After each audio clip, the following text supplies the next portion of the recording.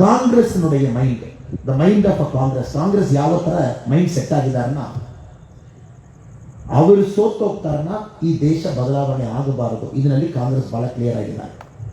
Power ನನ್ನ ಕೈನಲ್ಲಿ ಇದೆಯಾ ಮಾತ್ರ ಈ ದೇಶ ಮುಂದೆ ಹೋಗ್ಬೇಕು.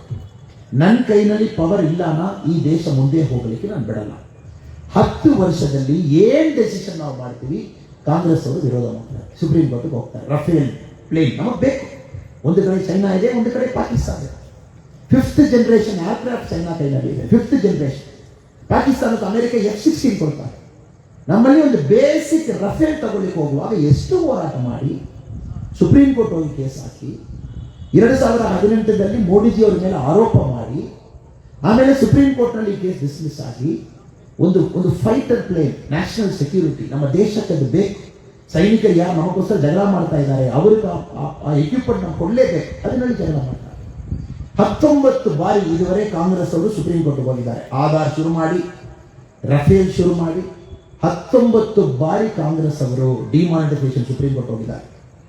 19 ಬಾರಿ ಒಂದೊಂದು ಸಾರಿ ಕೂಡ ಹೇಳಿದ್ರು ಇದು ಸರಿ ಇಲ್ಲ, ಈ ದೇಶ ಮುಂದೆ ಹೋಗಲ್ಲ. ಇನ್ನೊಂದು ಕಡೆ ಬಿಜೆಪಿ ನಮ್ಮ ಮುಂಚೆ ನಿಲ್ತಾ ಇದೆ, ನಮ್ಮ NDA ನಮ್ಮ ಮುಂಚೆ ನಿಲ್ತಾ ಇದೆ. ಈ ಡೆಸಿಷನ್ ಈ ಬಾರಿ ಮಾಡಲೇಬೇಕು, ಇದು ಮಾಡಿಲ್ಲ ಈ ದೇಶ ಮುಂದೆ ಹೋಗಲ್ಲ. ಸೊ ನಮ್ಮಲ್ಲಿ ಒಂದು ಕ್ಲಿಯರ್ ಚಾಯ್ಸ್ ಇದೆ. ಎಲ್ಲಾ ವಿಷಯದಲ್ಲಿ ಕೂಡ ಅಡ್ಡ ಹಾಕುವ ಕಾಂಗ್ರೆಸ್ ಬೇಕಾ? ನಾನ್ ಪವರ್ನಲ್ಲಿ ಇಲ್ಲ ಈ ದೇಶ ಮುಂದೆ ಹೋಗ್ಲಿಕ್ಕೆ ನಾನು ಬಿಡಲ್ಲ. ಪಾರ್ಲಿಮೆಂಟ್ ಫಂಕ್ಷನ್ ಮಾಡ್ಲಿಕ್ಕೆ ಬಿಡಲ್ಲ. ಯಾವುದೇ ಒಂದು ಇಂಪಾರ್ಟೆಂಟ್ ಲಾ ಬರುವಾಗ ನಾನು ಸಪೋರ್ಟ್ ಮಾಡಲ್ಲ.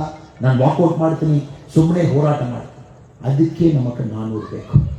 ಪಾರ್ಲಿಮೆಂಟ್ನಲ್ಲಿ 400 ಯಾಕೆ ಬೇಕು? ಒಂದು ಸೂಪರ್ ಮೆಜಾರಿಟಿ ಯಾಕೆ ಬೇಕು? ಜನಕ್ಕೆ ಕೆಲಸ ಮಾಡಲಿಕ್ಕೆ ಬೇಕು. ಈ ತರ ಒಂದು 10, 20, 30 MPs ತಗೊಂಡು ಬಂದು ಪೇಪರ್ ಬಿಸಾಡುವುದು, ಸ್ಪೀಕರ್ ಅವರು ಒಳ್ಳೆ ಹೋಗುವುದು, ಶಬ್ದ ಮಾಡಿ ಪಾರ್ಲಿಮೆಂಟ್ನಲ್ಲಿ ಯಾವುದೇ ಒಂದು ಡಿಬೇಟು ಡಿಸ್ಕಷನು ಬರದೆ ಇವರು ಏನೆಲ್ಲ ಮಾಡ್ತಾ ಇದ್ದಾರೆ ಅದೆಲ್ಲ ಕೂಡ ನಾವು ಒಂದು ಸೂಪರ್ ಮೆಜಾರಿಟಿ, ಒಂದು ದೊಡ್ಡ ಬೆಂಬಲ ನರೇಂದ್ರ ಮೋದಿ ಅವರು ಕೊಡಬೇಕಾಗ್ತದೆ. ಒಂದು ಬಹಳ ವಿಶೇಷ ಒಂದು ಸರ್ಕಾರ, ನಮ್ಮ 3ನೇ ಸರ್ಕಾರ.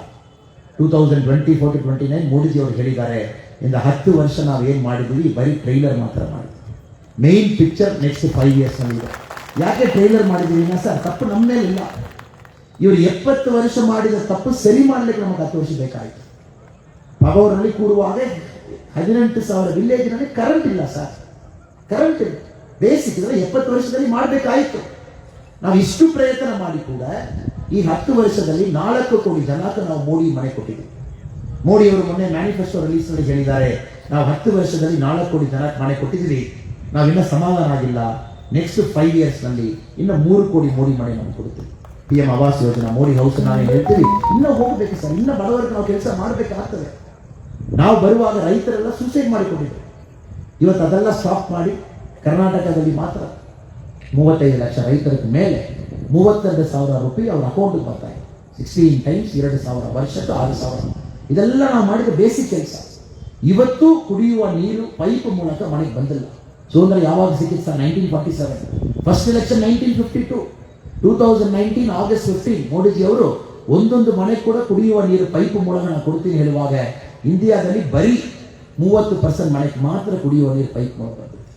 ಆ ಪ್ರಾಜೆಕ್ಟ್ ಶುರು ಮಾಡಿದ್ರು. 11 ಕೋಟಿ ಜನಕ್ಕೆ ಬೇಸಿಕ್ ಟಾಯ್ಲೆಟ್ ಇಲ್ಲ ಸರ್. 2014ನಲ್ಲಿ ಪ್ರಾಜೆಕ್ಟ್ ಶುರು ಮಾಡಿ 100% ಸ್ವಚ್ಛ ಭಾರತ್ ಮಿಷನ್ 1 ನಲ್ಲಿ ಎಲ್ಲರೂ ಕೂಡ ಟಾಯ್ಲೆಟ್ ತಗೊಂಡು ಈ ಕೆಲಸ 10 ವರ್ಷ ನಾವು ಮಾಡ್ತಾನೇ ಇದ್ದೀವಿ. 74 ಏರ್ಪೋರ್ಟ್ ಇತ್ತು, 151 ಏರ್ಪೋರ್ಟ್ ಮಾಡಿದ್ವಿ. 700 ಯೂನಿವರ್ಸಿಟಿ ಇತ್ತು, 1,583 ಯೂನಿವರ್ಸಿಟಿ ಮಾಡಿದ್ವಿ. ಏನೇನಿದೆ ಎಲ್ಲ ಡಬಲ್ ಮಾಡಿದ್ವಿ. ಇದು ಬೇಸಿಕ್ ಮಾಡುವ ಕೆಲಸ. ನಾವೇನ ನೆಕ್ಸ್ಟ್ ಲೆವೆಲ್ ಹೋಗಿಲ್ಲ. ಮೋದಿಜಿ ಅವರು ಕನಸಲ್ಲಿ ಏನಿದೆ, ಇಂಡಿಯಾ ಸೂಪರ್ ಪವರ್ ಆಗಬೇಕು, ಒಂದು ಆರ್ಥಿಕ ಪರಿಸ್ಥಿತಿಯಲ್ಲಿ ನಂಬರ್ 1 ಕಂಟ್ರಿ ಆಗಬೇಕು. ನೆಕ್ಸ್ಟ್ 5 ವರ್ಷದಲ್ಲಿ ನಾವು ಅಲ್ಲಿ ಹೋಗಬೇಕು. ಈ 10 ವರ್ಷ ನಾವು ಮಾಡಿದ್ರಲ್ಲ ಬೇಸಿಕ್ ಕೆಲಸ. 70 ವರ್ಷ ಕಾಂಗ್ರೆಸ್ ಏನ್ ಮಾಡಿಲ್ಲ ಅದು ಇವತ್ತು 80 ಕೋಟಿ ಜನ 5 ಕಿಲೋ ಅಕ್ಕಿ 1 ಕಿಲೋ ಹಪ್ಪು ಕೊಡ್ತಾ ಇದೆ. 80 ಕೋಟಿ ಜನ. ಇವತ್ತು ನಾವು 2,50,000 ಕೋಟಿ ರೂಪಾಯಿ ನಮ್ಮ ರೈತರಿಗೂ ನಾವು ಯೂರಿಯಾ ಸಬ್ಸಿಡಿ ಕೊಡ್ತಾ ಇದ್ದೀವಿ. 2,50,000 ಕೋಟಿ ರೂಪಾಯಿ. ಇದೆಲ್ಲ ಬದಲಾವಣೆ ಮಾಡಿ